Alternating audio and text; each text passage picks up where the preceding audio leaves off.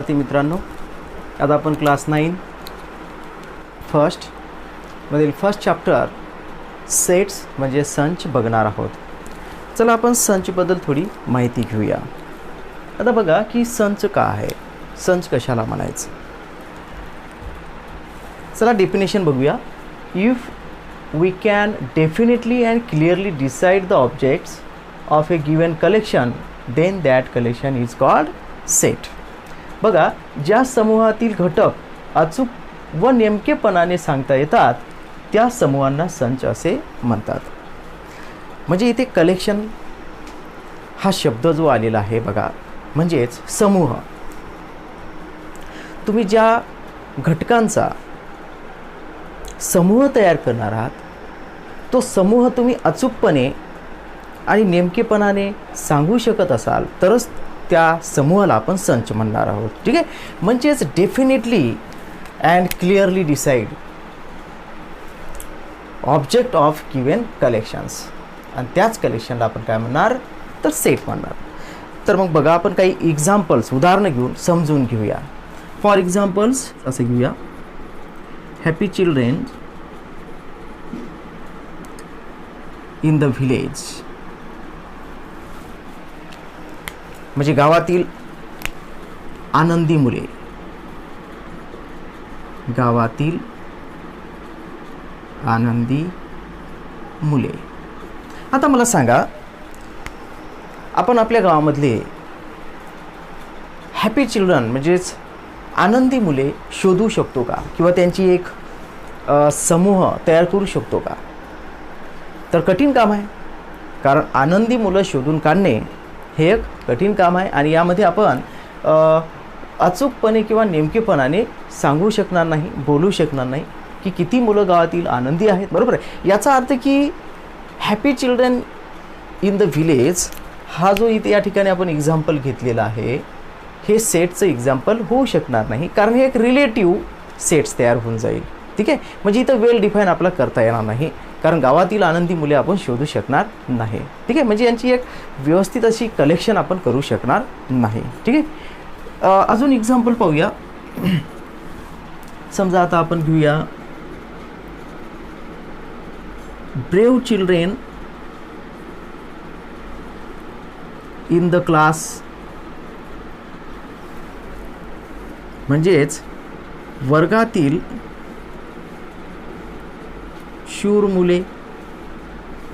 आता मला सांगा, तुमच्या वर्गामधले किती मुलं शूर आहेत हे तुम्हाला माहीत आहेत का?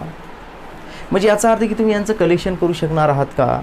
यांचा एक समूह तुम्ही व्यवस्थित नीटकेपणाने किंवा ठामपणे सांगू शकणार आहात का? नाही. याचा अर्थ की हे सुद्धा एक्झाम्पल आपण सेटमध्ये मांडणी करू शकत नाही. ठीक आहे, चला आपण पाहूया. डेज इन अ वीक, बघा, आठवड्यातील 7 दिवस.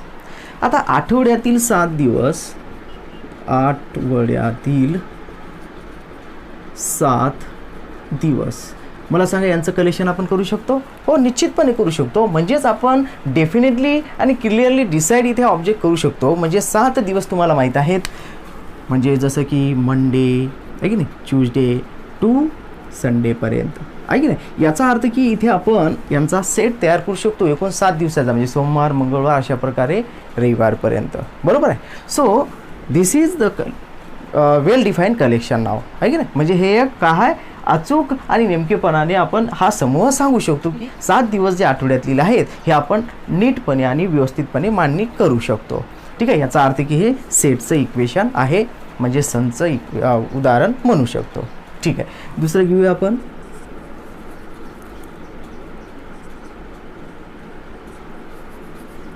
First 10 counting numbers.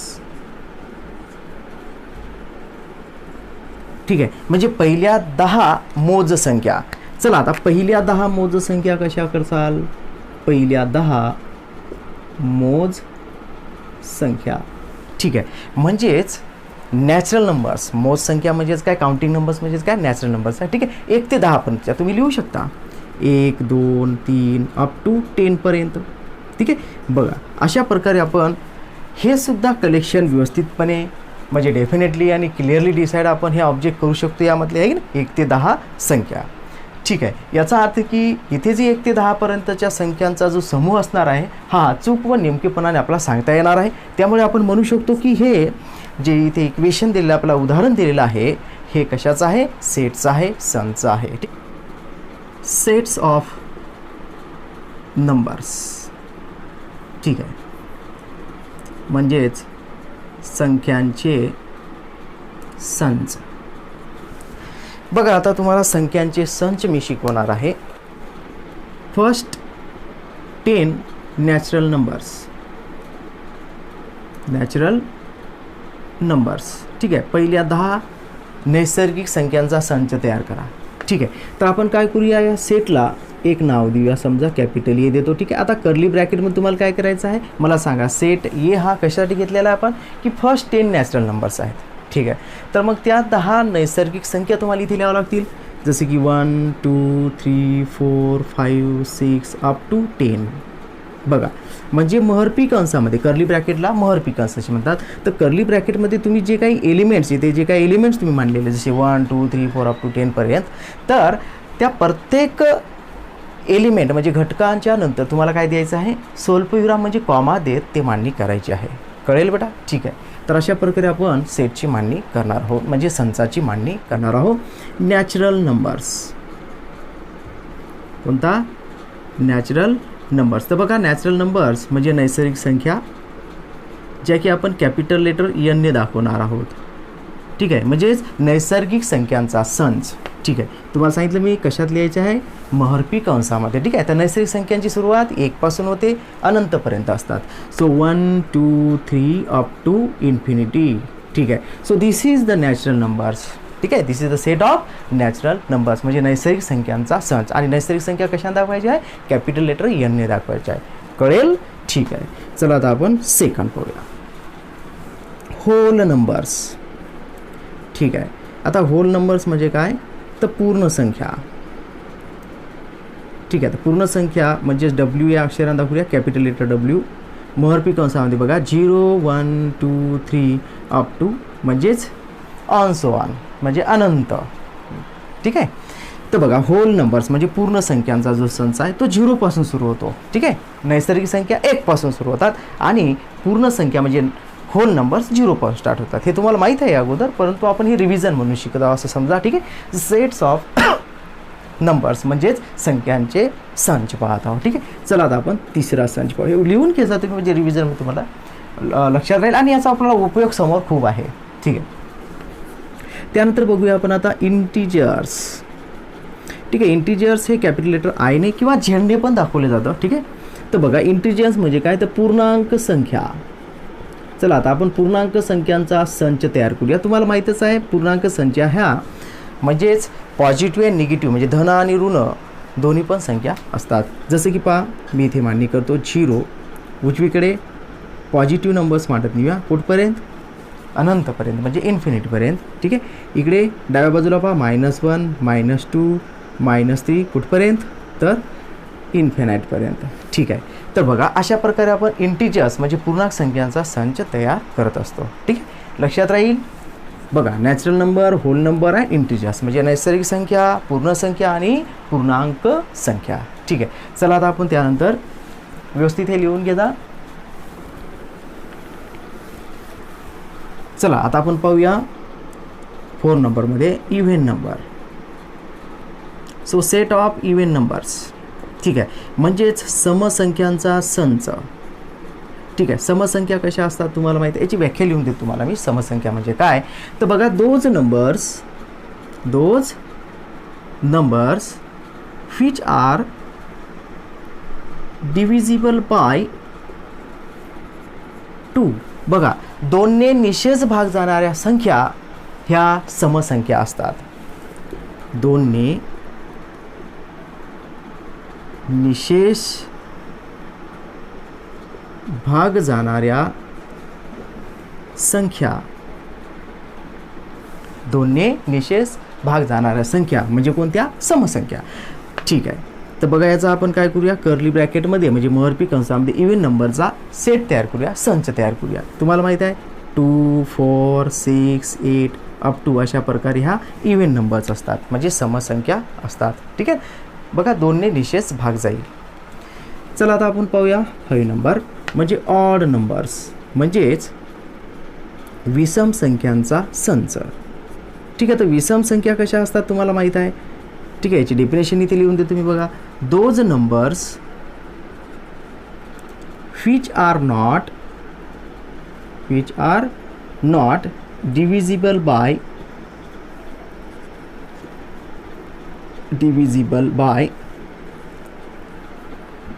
2 म्हणजेच 2ने निशेष भाग न जाणाऱ्या संख्या.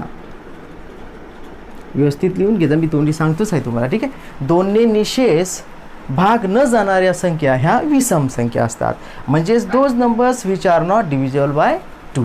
ठीक आहे, चला आपण याच्यावर काय करूया, तर संच तयार करूया, म्हणजे सेट तयार करूया. ठीक आहे, आता मला सांगा 1ला 2ने निशेष भाग जातो का? नाही. 3 बघा, 5 7 ठीक आहे, 9 11 अशा प्रकारे हे आपल्या काय असतील, ऑड नंबर्स असतील. ठीक आहे, समजलं ऑड नंबर्स. व्यवस्थित लक्षात ठेवा की विषम संख्या म्हणजे काय, तर 2ने निशेष भाग न जाणाऱ्या संख्या ज्या विषम संख्या असतात. ठीक आहे, इव्हन नंबर, ऑड नंबर, समसंख्या आणि विषम संख्या. चला आता आपण पुढे पाहूया. व्यवस्थित लिहून घ्यायचं एका आहे. ठीक आहे, आता आपण पाहूया 6 नंबर प्राईम नंबर, म्हणजेच मूळ संख्यांचा संच. सेट ऑफ प्राईम नंबर्स म्हणजेच मूळ संख्यांचा संच, मूळ संख्या.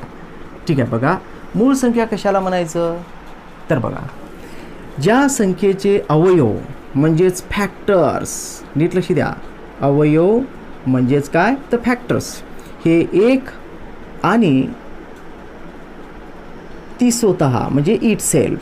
ठीक आहे, एक अंक आणि तो स्वतः ज्या संख्येचे तुम्ही अवयव पाडताय तो स्वतः अंक, असे 2च तुम्हाला ते फॅक्टर मिळतील, म्हणजे 1 आणि तो स्वतः. जसं बघा मी म्हटलं की तुम्हाला 3चे फॅक्टर्स पाडून दाखवा, तुम्ही काय म्हणसाल, 1 गुणिले 3 किंवा 3 गुणिले 1. बघा काय दिसते आहे तुम्हाला, तर इथे 1 आणि तो स्वतः म्हणजे 3 असे 2च याचे काय पडले, अवयव पडले, म्हणजे फॅक्टर्स पडले, म्हणून आपण यांना काय म्हणणार आहोत, मूळ संख्या म्हणा. समजलं तुम्हाला मूळ संख्या. जसं बघा 17 आहे, 11 आहे की नाही, बट 15 होऊ शकणार नाही, 9 होऊ शकणार नाही, बघा आहे की नाही, कारण 9साठी फॅक्टर तुमचे 3 × 3 असे होत आहे, 1 × 9 पण होतात आणि 3 × 3 पण होतात. ठीक आहे, एवढेच पडले का याचे अवयव, नाही, पुन्हा पुढे गेले 3 गुणिले 3. ठीक आहे, म्हणजे 3च्या पाड्यामध्ये सुद्धा 9 आले, 1च्या आणि स्वतःच्या पाड्यामध्ये येऊन त्यानंतर ते 3च्या पाड्यात सुद्धा आले, त्यामुळे आपण 9ला काय म्हणू शकत नाही, प्राईम नंबर म्हणजेच मूळ संख्या म्हणू शकत नाही. जशी की 15 बघा, 3 × 5 किंवा 5 × 3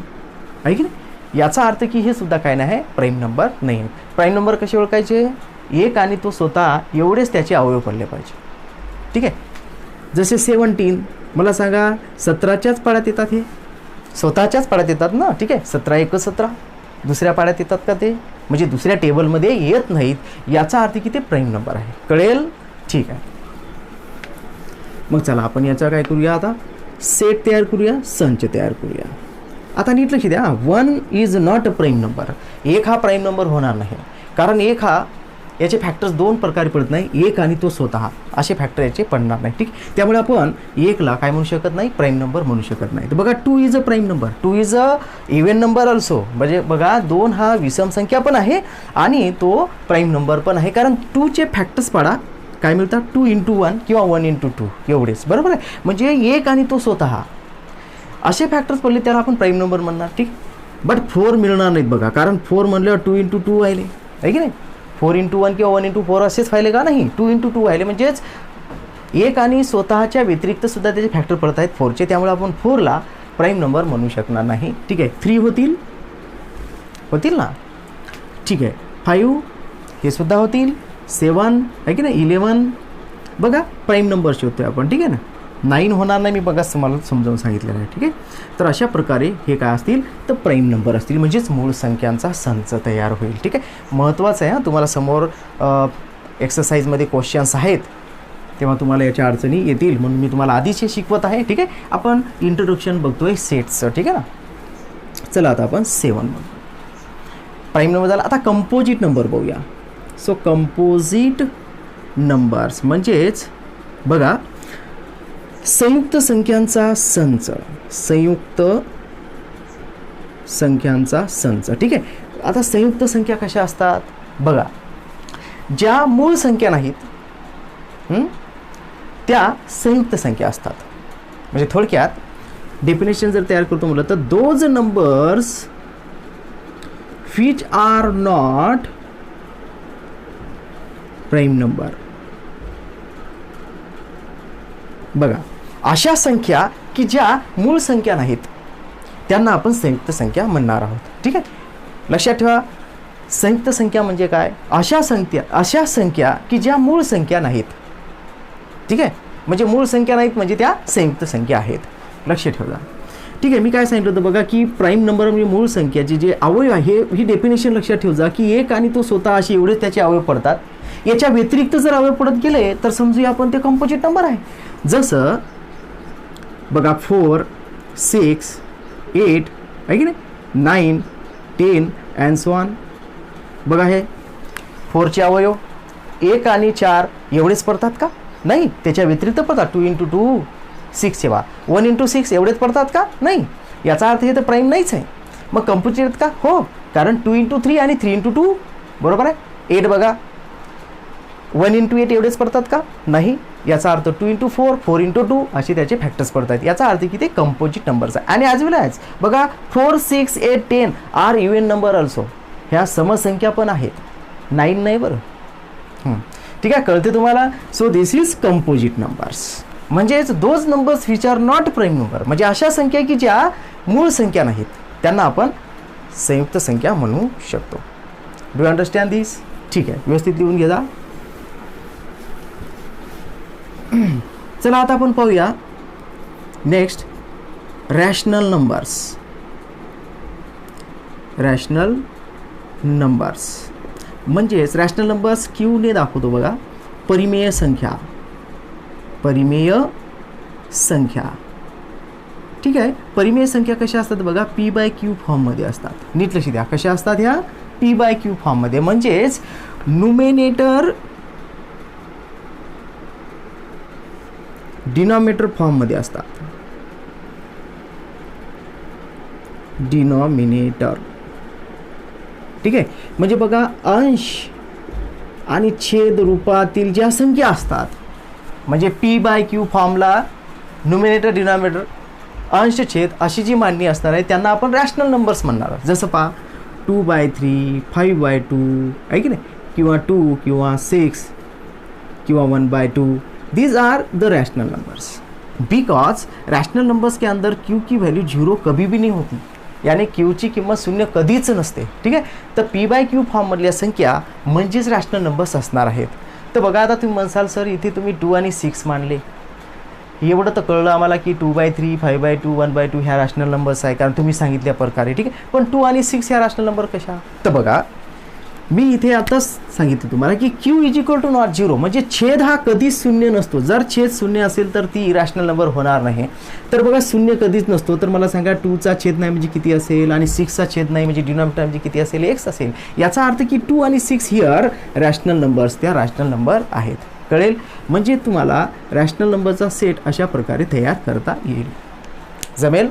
ठीक आहे, तर बघा आपण पाहिलं आहे आता इंट्रोडक्शन, म्हणजेच संच कसा आहे, संचची मांडणी कशी असते. तुम्हाला डेफिनेशन कळली असेल की definitely and clearly decide the object of A given collection, म्हणजे जे तुम्ही कलेक्शन ते केलेलं आहे काही घटकांचं, म्हणजे घटकातील त्या समूहाचं. ठीक आहे, तर ते घटक जे तुम्ही घेतलेले आहेत, जो घटकांचा समूह तुम्ही घेतलेला आहे त्यामध्ये काय असलं पाहिजे, अचूकपणा असला पाहिजे आणि नेमकेपणानं तुम्हाला ते सांगता आले पाहिजे, तरच तुम्ही त्या समूहांना संच असे म्हणणार आहात. म्हणजेच that collection is called set म्हणणार आहात. ठीक आहे, मी तुम्हाला 2-3 एक्झाम्पल्स देऊन सांगितले. ठीक आहे, आणि त्यानंतर आपण सेट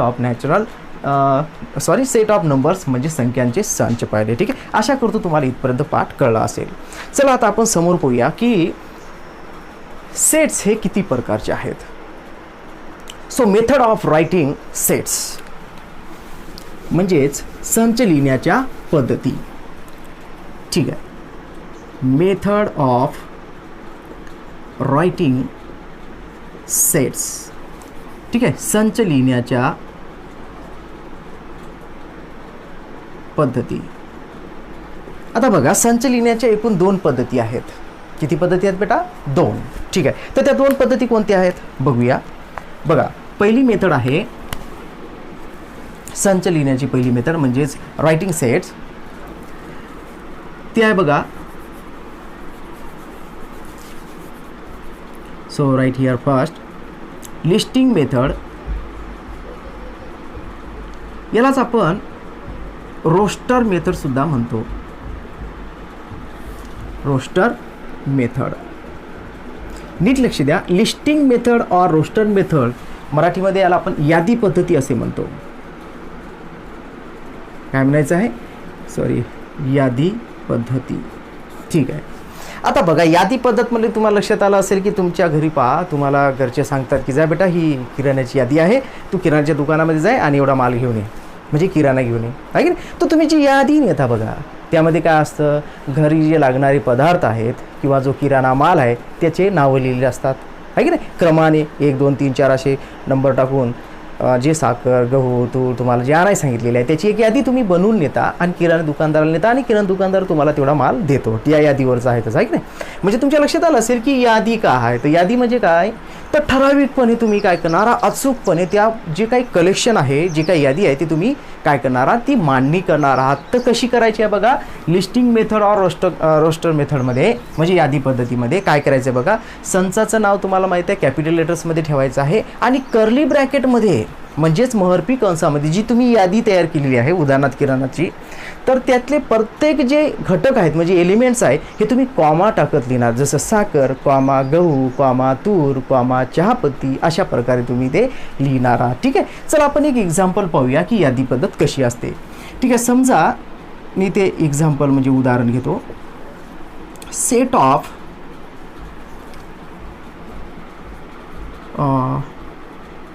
फर्स्ट 10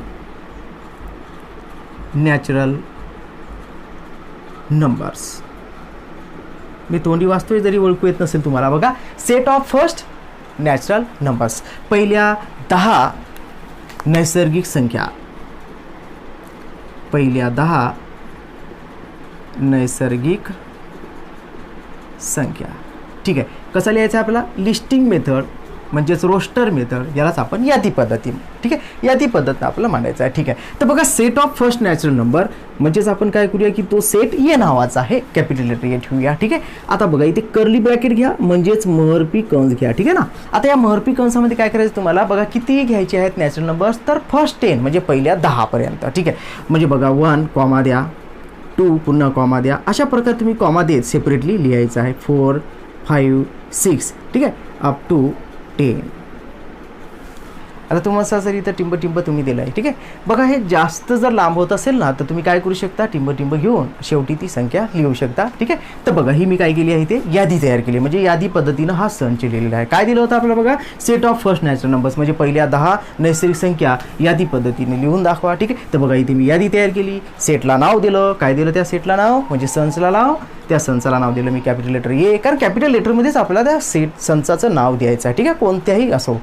ठीक आहे. कळेल तुम्हाला. पाहू दुसरं एक्झाम्पल. समजा set of 1 to 10 odd numbers, odd natural numbers म्हणा किंवा ऑड नंबर्स म्हणा. ठीक आहे. बघा, 1 ते 10 पर्यंतच्या विषम संख्यांच्या संच, विषम संख्यांचा संच आपला यादी पद्धतीनं तयार करायचा आहे समजा. ठीक आहे.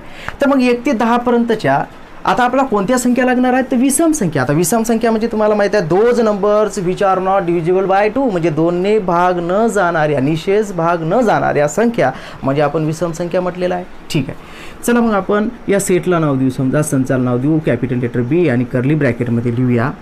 ठीक आहे. तर बघा, ऑड नंबर्स म्हणजे 1 आहे की नाही, 3 5 7 अजून 10पर्यंत जायचं आहे आपल्याला, ठीक आहे. 9 झाला, ठीक आहे. बघा एवढ्या त्या संख्या निघल्या, 1 ते 10पर्यंतच्या पाहिजे होत्या आपल्या, ठीक आहे. तर ह्या काय झाल्या, तुम्हाला हे ओळखता आलं पाहिजे की विषम संख्या कशा ओळखायच्या, ठीक आहे. तर तुम्हाला हा सेट तयार करता आला असता, आहे की नाही. चला आपण अजून एक एक्झाम्पल पाहूया. फॉर एक्झाम्पल मी म्हणतो आता, रिमेंबर या शब्दामधील अक्षरांचा संच आपल्याला तयार करायचा आहे, ठीक आहे. तर मग या संचला नाव देतो समजा मी सी आणि कर्ली ब्रॅकेटमध्ये. बघा आता रिमेंबर, आणि एक सर्वात महत्त्वाची गोष्ट तुम्हाला सांगायची आहे मला, की संच लिहित असताना इथे रिमेंबरमध्ये बघा ई यम हे शब्द जे अक्षर आहेत हे पुन्हा पुन्हा आलेले आहेत, तेव्हा ते पुन्हा लिहायची गरज नाही. एकदाच तो अक्षर लिहिला की पुन्हा लिहायची गरज पडत नाही. बघा मी इथे तयार करून दाखवतो, ठीक आहे. तर स्मॉल लेटर्समध्ये पण लिहू शकतो आपण आर, ठीक आहे, त्यानंतर ई, त्यानंतर यम, त्यानंतर बी. म्हणजे मांडणी तुम्ही मागे पुढे ठेवू शकता. नाही तुम्ही मसाला अल्फाबेटिकल का नाही घेतलं सर, पहिले बी घ्या मग ई घ्या, काही गरज पडत नाही, ठीक आहे. तुम्ही जशी आहे तशी मांडणी करू शकता, ठीक आहे. बघा आर, त्यानंतर ई, त्यानंतर यम, त्यानंतर बी. बघा इथे ई 3दा होता, मी 3दा मांडला का नाही, ठीक आहे. अक्षर एकदाच मांडायचं आहे, म्हणजे एकदाच तो एलिमेंट मांडायचा आहे, वारंवार मांडायची गरज नसते, ठीक आहे. समजलं मग तुम्हाला, ठीक आहे. तर अशा प्रकारे आपण लिस्टिंग मेथड म्हणजेच यादी पद्धतीनं संचाची मांडणी करू शकतो. We write here the sets in by using listing method, म्हणजे यादी तयार करायची आपल्याला. अशा करून तुम्हाला कळत असेल. चला आपण आता सेकंड जो मेथड आहे संच लिहिण्याची ती पाहूया. हे व्यवस्थित लिहून घेतलं असेल तुम्ही, ठीक आहे. आता सेकंड नंबरचा जो आहे की नाही तो खूपच सोपा आहे. बघा रूल मेथड, किंवा यालाच सेट बिल्डर फॉर्म असे सुद्धा म्हणतात, सेट बिल्डर फॉर्म मेथड, ठीक आहे. म्हणजेच इथे आपण काय करणार आहोत, गुणधर्म पद्धतीने याची मांडणी करावं, म्हणजे गुणधर्म पद्धती असे म्हणतात या संचाला मराठीमध्ये, ठीक आहे. चला आता आपण जी writing set method of writing set second चालू आहे आपली रूल मेथड, म्हणजेच सेट बिल्डर फॉर्म. तर बघा रूल म्हटलं की तुमच्या समोर येतो गुणधर्म, म्हणजे रूल एक नियम आहे की नाही. तर मग तो नियम जो आहे तो कसा इथे तयार होणार आहे. चला मी एक काम करतो, पहिले हा समजून घेण्यासाठी तुम्हाला काही गोष्टी मला समजून सांगायच्या आहेत. की बघा जे या अगोदर आपण पाहिलेलं आहे यादी पद्धत, तर यादी पद्धतीचं जे तुम्हाला संच दिल्या जाईल त्याला तुम्हाला रूल मेथड किंवा सेट बिल्डर फॉर्म एकच आहे, म्हणजेच गुणधर्म पद्धतीमध्ये मांडायला सांगते, ठीक आहे. तिथं आपण यादी तयार केली असते. तर तुम्हाला ती यादी नेमकी ते यादीमधला गुणधर्म तुम्हाला ओळखता आला पाहिजे, म्हणजेच नेमका कोणत्या घटकावरती तो जो यादी आहे ती कोणत्या घटकावरती मांडणी केलेली आहे ती तुम्हाला ओळखता आली पाहिजे, म्हणजे तुम्हाला इथे मग गुणधर्म तयार करता येईल, ठीक आहे. चला मी यादी पद्धतीचं एक एक्झाम्पल घेतो आणि त्याला रूल मेथडमध्ये तुम्हाला कसं कन्वर्ट करायचं ते समजावून सांगतो, ठीक आहे. अजून एक पहा की रूल मेथडची मांडणीसुद्धा त्याच प्रकारे आपल्याला करायची आहे. म्हणजेच सुरुवात कशी करायची आहे की कॅपिटल लेटर्सने संचाचं नाव द्यायचं आहे, ठीक आहे. म्हणजेच त्या सेटचं नाव द्यायचं आहे. कर्ली ब्रॅकेटमध्येच मांडणी ठेवायची आहे, परंतु कर्ली ब्रॅकेटमध्ये तुम्हाला काय करायचं आहे की ज्या घटकाची तुम्ही यादी पद्धत जी दिली होती त्याचा गुणधर्म पद्धत तुम्ही जे करत आहात म्हणजेच रूल मांडणी करत आहात त्याबद्दल तुम्हाला एक चल घ्यायचा आहे. चल घेऊन त्या चलच्या नंतर तुम्हाला उभी रेषा घ्यायची, त्या उभ्या रेषेला तुम्ही सच दॅट म्हणणार आहात, म्हणजे असे आहेत की असा त्याचा अर्थ होईल. आणि त्यानंतर जे चल तुम्ही घेतले त्या चलाचा गुणधर्म तुम्हाला समोर मांडायचा आहे. चला आता आपण समोर पाहूया. बघा समजा मी इथे एक यादी पद्धतीचं म्हणजेच लिस्टिंग मेथडचं एक्झाम्पल घेतो आहे. समजा फॉर एक्झाम्पल मी घेतले की 1 2 3 4 अप टू 10, ठीक आहे. म्हणजे पहिल्या 10 नैसर्गिक संख्यांचा संच इथे मांडला, ठीक आहे. आणि मला काय करायचं आहे याचंच रूल मेथड म्हणजे गुणधर्म पद्धतीमध्ये याला मांडणी करायची आहे, ठीक आहे. तर तुम्हाला सांगतो आता रूल मेथडची मांडणी ही अशा प्रकारे तुम्ही करणार आहात. बघा संचाचं नाव बदलायचं नाही, ये आहे ती एस ठेवा, कर्ली ब्रॅकेट ॲज इज ठेवायचा, कर्ली ब्रॅकेटसुद्धा बदलायचं नाही. तुम्हाला हा गुणधर्म ओळखायचा. बघा मी तेच सांगायला होतं तुम्हाला आतापर्यंत जे सांगितलं ते हेच होतं काम की यादी पद्धतीमध्ये नेमका कोणता गुणधर्म वापरलेला आहे. तर बघा इथे नैसर्गिक संख्या ह्या 10पर्यंत घेतलेला हाच तो गुणधर्म आहे, ठीक आहे. तर मग या नैसर्गिक संख्यासाठी आपण काय करूया, एक चल घेऊया. चला मग एक चल घेऊया. चला त्याला मी नाव देतो एक्स. आणि तुम्हाला सांगितलं की या चलानंतर एक उभी रेषा घ्या. चला उभी रेषा म्हणजे याला सच दॅट म्हणणार आहोत आपण. काय म्हणणार आहे सच दॅट, नीट लक्ष द्या, काय म्हणणार राहिले आपण, सच दॅट असे आहेत की, याचा अर्थ होतो असा, असे आहेत की. ठीक आहे. आता बघा हे जे एक्स आपण घेतलेलं आहे कशासाठी घेतलेलं आहे, या नैसर्गिक संख्यांसाठी घेतलेलं आहे. तर या नैसर्गिक संख्या नीट लक्ष द्या 1 ते 10 पर्यंतचे आहेत. ठीक आहे ना. म्हणजेच यानंतर पुन्हा तुम्हाला ती व्हेरिएबल घेणं आहे, व्यवस्थित लक्ष द्या. ठीक आहे. आणि हे जे एक्स आहेत नीट लक्ष द्या, हे कुठपर्यंत आहे म्हणजे कशाच्या बाबतीत आहे, गुणधर्म लिहा. तो गुणधर्म आहे कॅपिटल एन. मला सांगा नैसर्गिक संख्याला आपण काय दाखवलं आहे, कॅपिटल लेटर्सने दाखवलं आहे. म्हणून तर मी सुरुवात तिथून तुम्हाला या धड्याची शिकवताना केलेली आहे. ठीक आहे. तर बघा आता या चिन्हाला काय म्हणायचं हो सर, आहे की नाही, तर याला म्हणायचं आहे तुम्ही बिलॉंग्स टू, एलिमेंट करा ना सरळ सरळ, एलिमेंट ऑफ नॅचरल नंबर्स. ठीक आहे. बघा एक्स हे काय आहे तर नॅचरल नंबरचा एलिमेंट आहे. ठीक आहे. म्हणजे बिलॉंग टू, यालाच मराठीमध्ये काय म्हणणार तुम्ही बघा, एक्स हा